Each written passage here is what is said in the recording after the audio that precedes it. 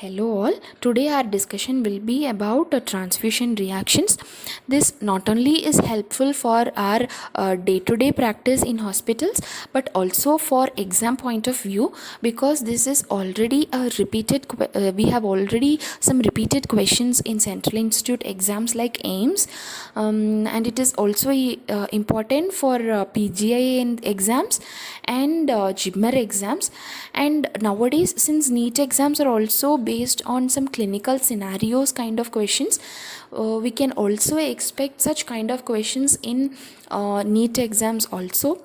And this is not very difficult to learn or something, but we have to just know some important basics. Once we learn, it is actually enough. We will be retaining till exams. And I have added some kind of summary tabular column in this discussion, which you can also save for the last minute kind of revision before exams. Now, starting upon our discussion, we will be seeing the types of transfusion reactions which can be acute or delayed. And I have included some summary kind of things in tabular column form, including the reaction, their diagnosis, their treatment and prevention. We will be seeing some kind of tabular column in for the basic and secondary testings which are done on after the transfusion has occurred. And we also will be seeing about the indications of some irradiated blood components, which has also come as an repeated question in AIIMS exams. Now, we will be going into the discussion. Welcome. Coming upon to the causes of the transfusion reactions, they can be classified into two categories. They may be due to the immune or non-immune causes, or they may be due to the infectious or non-infectious causes. This is a very crude classification of the transfusion reactions, but mostly we use the terms of acute transfusion reactions and delayed transfusion reactions. Acute, by that name, it indicates that those reactions which are occurring during or within 24 hours of transfusion, and delayed transfusion reactions are those which are occurring after 24 hours of transfusion. Under the acute transfusion reactions, we will broadly classify them into febrile, allergic and pulmonary causes. Under the febrile causes, we have the acute hemolytic transfusion reaction, which is usually due to the IgM or IgG antibodies in the recipient, which are acting against the donor RBC antigen. So this will cause some complement mediated reactions, and a little detailed we'll be seeing little later. And then we have under febrile transfusion associated sepsis, that is due to some organisms getting transmitted through the blood. And febrile non-hemolytic transfusion reactions are those due to the recipient, that is the patient, being exposed to the cytokines present in the donor's blood components. And under the allergic causes, we have mild and severe allergy. Mild allergy is just some itching or something, and severe allergy is some anaphylaxis or shock kind of reactions. These allergic reactions are due to the histamine which is released when the antigen present in the donor plasma is reacting with the preformed antibodies which is present in the patient already. So this causes the histamine release, and which leads to this allergic reactions. Under the pulmonary causes, we will be seeing about the transfusion associated circulatory overload. That is, the patient's heart is not able to tolerate the extra circulatory load which we are giving in the form of blood. That is this. And transfusion related acute lung injury, it is that when the donor's leukocyte antibodies will react against the WBCs which is present in the recipient's lung vasculature. This causes damage to the lung epithelium of the recipient, and which eventually leads to non-cardiogenic pulmonary edema. And then usually this trolley, which we call, is usually due to the blood components being prepared from usually the Paris ladies. That is, they will be already having multiple antibodies in their circulation, and when we take this blood components and then give to the patient will be exposed to such antibodies, and then the reaction against the lung endothelium occurs. A little about the pathophysiology of acute hemolytic transfusion reaction. The IgM antibody and the antigen, they form the immune complex which leads to the activation of the complement cascade. This can be in the form of activation of membrane attack complex which leads to the intravascular hemolysis, or secretion of vasoactive amines and inflammatory mediators which leads to various systemic symptoms like vascular collapse, renal failure and bronchospasm. And it can also be in the form of activation of coagulation cascade which leads to DIC and eventually bleeding. This is what happens in the intravascular hemolysis. It is that the RBC, which is actually containing hemoglobin tetramer, will be converted into hemoglobin dimer or methemoglobin. This hemoglobin dimer will be transported to the kidney or the liver. In the liver, it will be divided into iron component and bilirubin component, and this bilirubin component will be excreted in the fecals in the form of fecal urobilinogen. And the hemoglobin dimer, which is going to the kidney, will be excreted into the urine in the form of hemosiderin or hemoglobin or methemoglobin. That is why in the patients who are undergoing hemolysis, intravascular hemolysis, we see red colored urine. And the hemoglobin tetramer, which is converted into methemoglobin, will be divided into heme part and globin part. This heme part will again go into the liver with hemopexin in the form of methalbumin, which eventually follows the same thing. This is some of the organisms which are responsible for the transfusion associated sepsis. They can be gram-positive organisms or gram-negative organisms.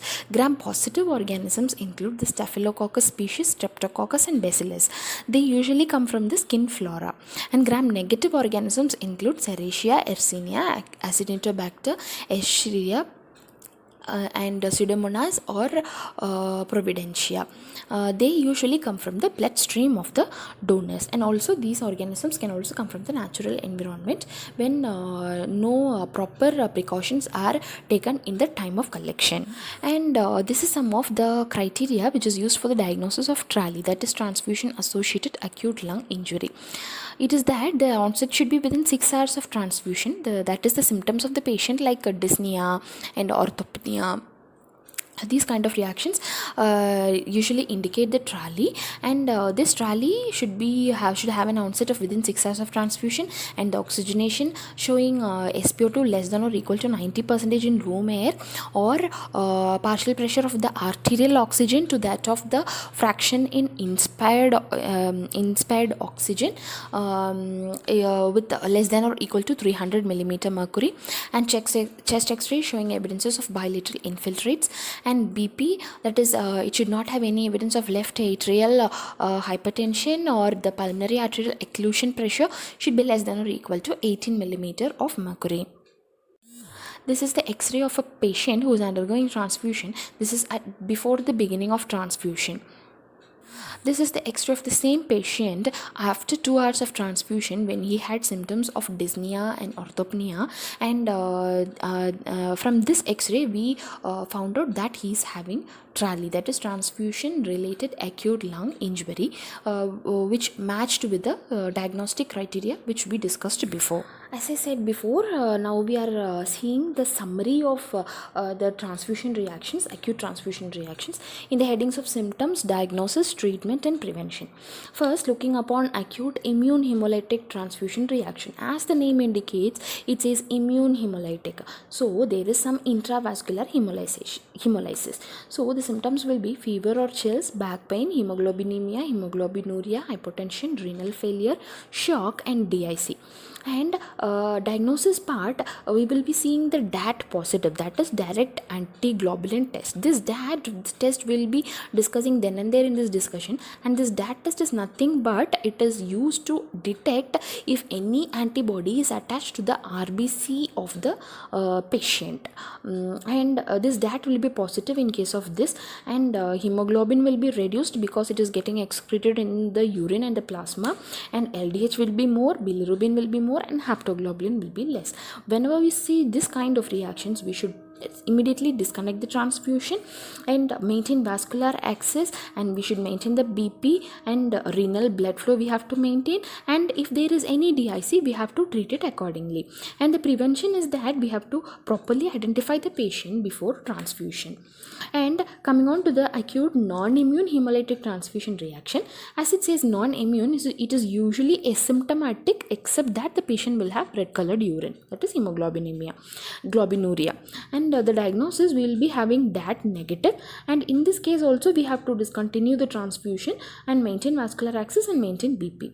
And this can be prevented by the same thing, like we have to properly see the identification and we have to properly transfuse the patient blood product.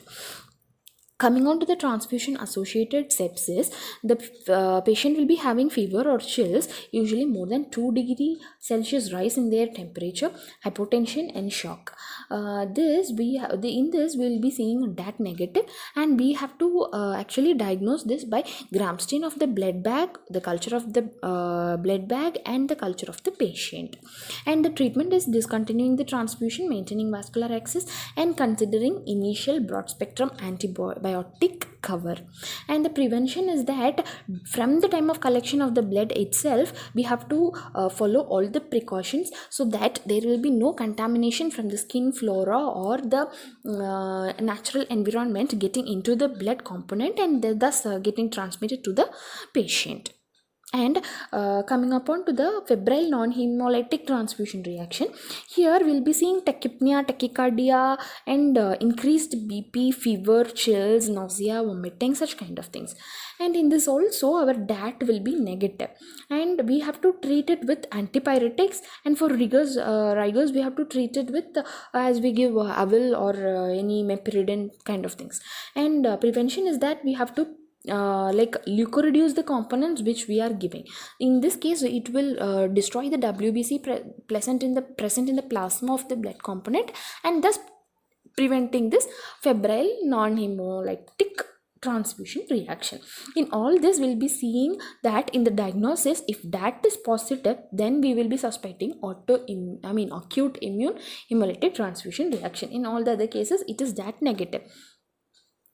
Coming upon to the allergic reactions, the mild thing, as I discussed before, it causes erythema or pruritus, and the diagnosis is completely clinical and the DAT is not required. It is just we can temporarily discontinue the transfusion, give some antihistamines like Avil and dexamethasone 1 dose stat, and then after some time you can restart the transfusion. And for repeated reactions we have to actually pre-medicate the patient with antihistamines and then start the transfusion. In case of severe allergic reactions, it causes anaphylactic kind of symptoms like angioedema, wheezing, hypotension kind of things. In this also DAT is negative, and in this case we have to check for the IgA deficiency, whether the patient is having any IgA deficiency. And in this also we have to discontinue the transfusion, and we have to maintain the vascular access and treat with some subcutaneous epinephrine or adrenaline, and we have to maintain the BP of the patient and provide any respiratory support if the patient has collapsed immediately. So this is the reason why in several hospitals we give the transfusions in the casualty to avoid such kind of anaphylaxis.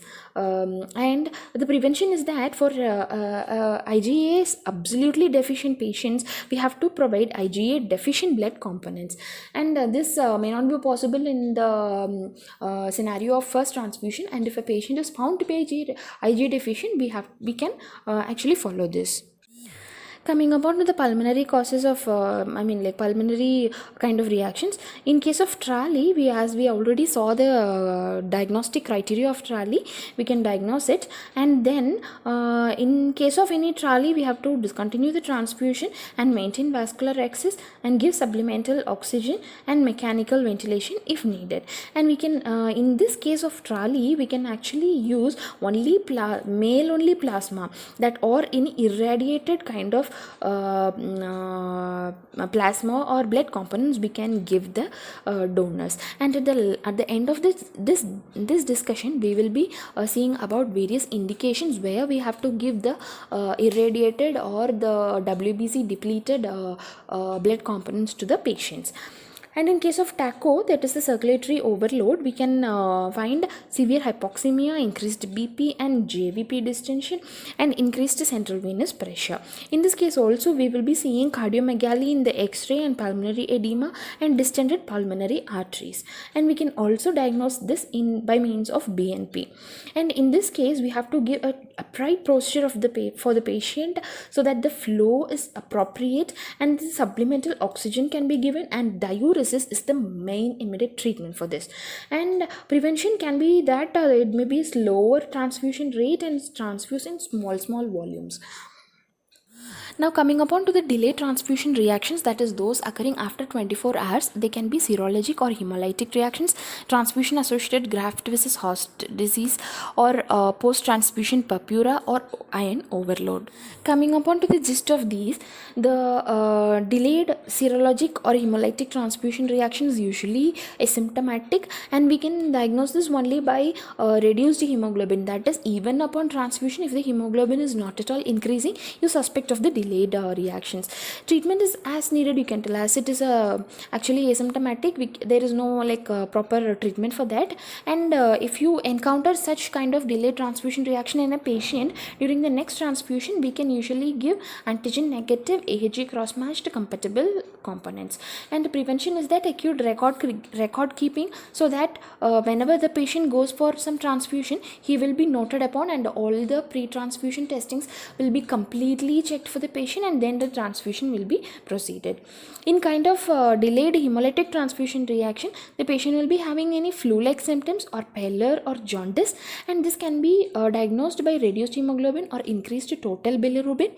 And treatment is, as I said before, and prevention also the proper record keeping. And transfusion associated graft versus host reaction can be in the case in the form of rashes, fever or diarrhea, and the diagnosis can be pancytopenia, and we have to identify the donor engraftment. This transfusion associated graft versus host reaction is actually due to the transfusion derived donor WBCs. They attack the recipient's immune system, and hence they cause the decrease in all the blood components. That is why we see pancytopenia, and this is very severe to cause even death of the recipient. And in this case, the most preventive measure we can use is the gamma irradiation of the components. And in post-transfusion purpura, we can diagnose this by means of any bleeding, and the diagnosis is usually shown by thrombocytopenia or human platelet antigen antibodies. And the treatment of this is usually IV immunoglobulins, and the prevention is that limiting transfusion. There is no other prevention for this. And iron overload is a delayed reaction, usually occurring in the form of multi-organ failure, and diagnosed as with the help of high ferritin levels, and we can treat this by the use of iron chelating agents. And the prevention of this is usually by prophylactic use of iron chelating agents and red cell exchange. The basic testing done in the transfusion medicine department after any transfusion reaction is actually clerical check, that is matching all the post transfusion on reaction samples, the transfusion documentations and the blood bag, and checking whether there is any hemolysis. That is, if any free hemoglobin has occurred, that is due to hemolysis, it gives pink or red color of the plasma. By this way we have to check the hemolysis. And we have to do the DAT test, that is to identify if RBC is sensitized, that or if any antibody is attached on the surface of the RBC within the body of the patient. And we have to also repeat the ABO testing. If there is any discrepancy in these basic testings, we have to go for the secondary testing. This is a simple flowchart of the secondary testings. In case in the basic testing, if there is hemolysis, we have to check for whether hemolysis is present in the pre-transfusion sample. If it is yes, then we can tell that already there is hemolysis before transfusion. So this is actually due to some non-immune mechanism. If there is no hemolysis pre-transfusion, then we have to do with the post-transfusion sample the ABO typing, antibody screening, cross matches and the antigen typing of the units. And then we have to do the DAT of the pre-transfusion sample. If whether it is positive or negative, we have to do these all these 4 tests which I said earlier. If both or any of the pre or post transfusion sample is positive of that, then we have to do monospecific DAT, whether it is for IgG component or C3d component we have to see. And along with that, we have to do all the baseline investigations like plasma hemoglobin, LDH, total and direct bilirubin, haptoglobulin, urine hemoglobin. And some of the basic testings, if they have come as no hemolysis, then we have to do some secondary tests according to the type of reaction which we have got. For example, in kind of sepsis, we have to do the culture of the product and the culture of the patient blood. And in case of any TRALI, we have to see for the chest x-ray and HLA and HNA antibodies, screening of the donor. And if this comes to be positive, then we have to do the WBC antigen typing in the recipient. And in case of TACO, we have to do the chest x-ray and BNP.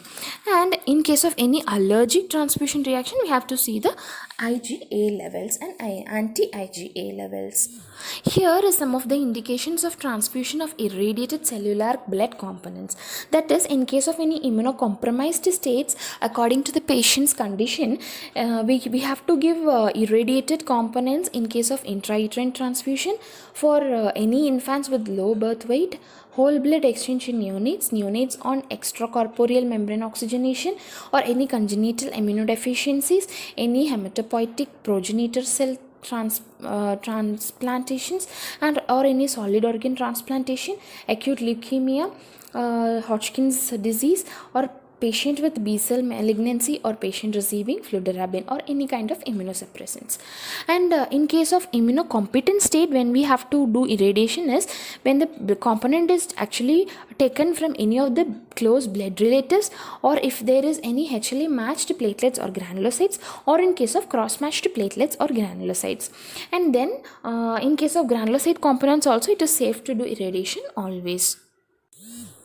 And also hereby we come to the conclusion of the discussion. I hope this is useful to all of you, and all these tabular column kind of things are very useful, so that you can review in the last minute of your exams.